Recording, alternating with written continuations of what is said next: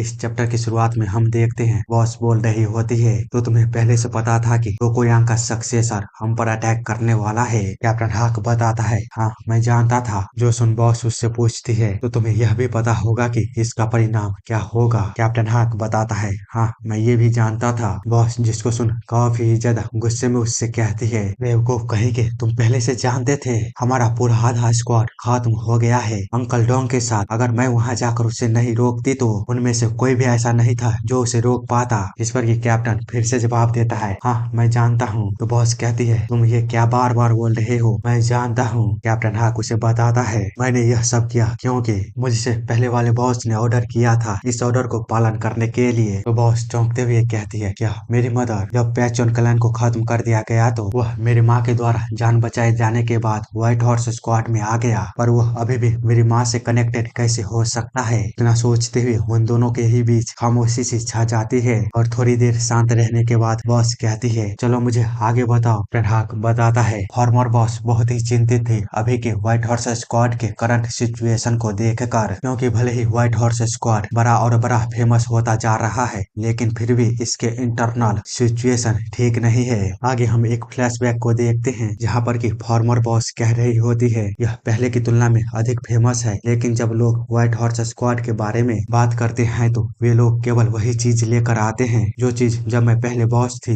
वही है। यह ग्रुप भले ही बड़ा हो गया है, लेकिन इसका एकमात्र कारण है ज्यादा से ज्यादा लोगों की भर्ती करना। इसलिए अब जरूरी हो चुका है कि इस स्क्वाड को थोड़ा पतला किया जाए। ये सारी बातें प्रेजेंट में कैप्टन हुआक ने बॉस को बता दिया होता है। जो सुन बॉस कहती है, यह पतला करना, क्या वह नहीं जानती है कि इससे स्क्वाड का खात्मा हो सकता है? तो कैप्टन हाक कहता है, असल में वह इस स्क्वाड को खत्म ही करना चाहती थी। जो सुन बॉस को तो और भी बड़ा झटका लगता है। आगे कैप्टन हॉक बताते हुए कहता है, जब जंगल में आग लगती है तो झाड़ झांकर मर जाता है, लेकिन बड़े पेड़ एक और 1000 साल तक जीवित रहने के लिए जिंदा रहते हैं। वैसे भी जब फॉर्मर बॉस थी तो व्हाइट हॉर्स स्क्वाड अभी के मुकाबले में आधा ही बड़ा हुआ करता था, लेकिन फिर भी बड़े बड़े धुरंधर इसके नाम से ही डर कर कांप जाते थे। आगे वह बताता है, फॉर्मर बॉस बस यह चाहती है कि व्हाइट हॉर्स स्क्वाड के पास वह शक्ति हो जो शक्ति व्हाइट हॉर्स स्क्वाड के पास उसके समय पर हुआ करती थी, बजाय केवल नंबर के बढ़ाने से। आगे कैप्टन हॉक फॉर्मर बॉस की बातों को याद करते हुए कहता है, उन्होंने कहा था कि जब एक बार व्हाइट हॉर्स स्क्वाड खत्म हो जाएगा तो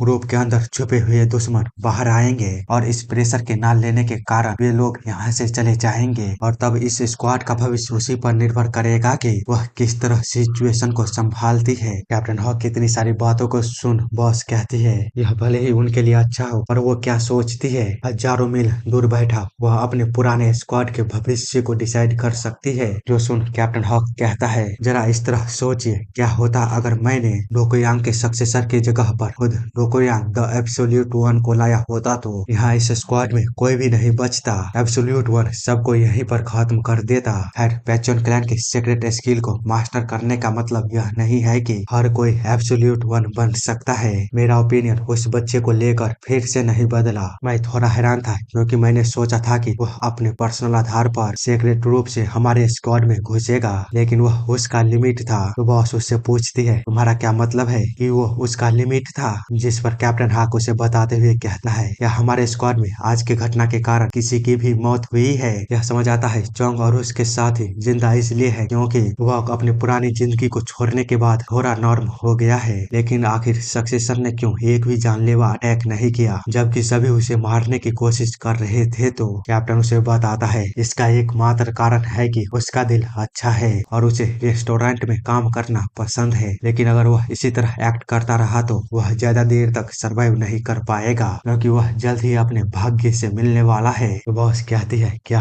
तुमको यकीन है कि वह उनमें से एक है? कैप्टन हॉक कहता है, हाँ बिल्कुल, लेकिन इसे कंफर्म केवल उबॉक द ग्रिम रीपर ही कर सकता है। तो बॉस थोड़ी देर सोचने के बाद कहती है, ठीक है, पर फिर भी मैं तुम्हारे द्वारा उसके फैमिली के साथ खिलवाड़ या फिर बहुत अधिक पावर का इस्तेमाल करना बर्दाश्त नहीं करूंगी। यदि तुम उसे इसके लिए राजी नहीं कर पाए तो तुम्हें दूसरा रास्ता ढूंढना पड़ेगा। कैप्टन हॉक कहता है, ठीक है, मैं समझ गया। जो सुन बॉस थोड़ा सा परेशान होती है। आगे हम दूसरे सीन में उबॉक को देखते हैं जो कि अपने घर के बाहर चांद को देख रहा होता है और काफी गंभीर होकर कुछ सोच रहा होता है। वहीं दूसरी तरफ हम इनको देखते हैं जहाँ पर कि योंग काफी गहरी नींद में सोया हुआ होता है बिना किसी चिंता के, जबकि सेम टाइम पर बॉस अभी भी सोच रही होती है यंग वे लोग कह रहे हैं कि तुम्हारे मास्टर के दुश्मन अभी भी जिंदा है, अब तुम क्या करने वाले हो। उसके इतना बोलते ही सिन दोबारा यंग की ओर जाता है, जहाँ पर कि उसकी नींद अचानक से ही खुलती है किसी को महसूस करके। पर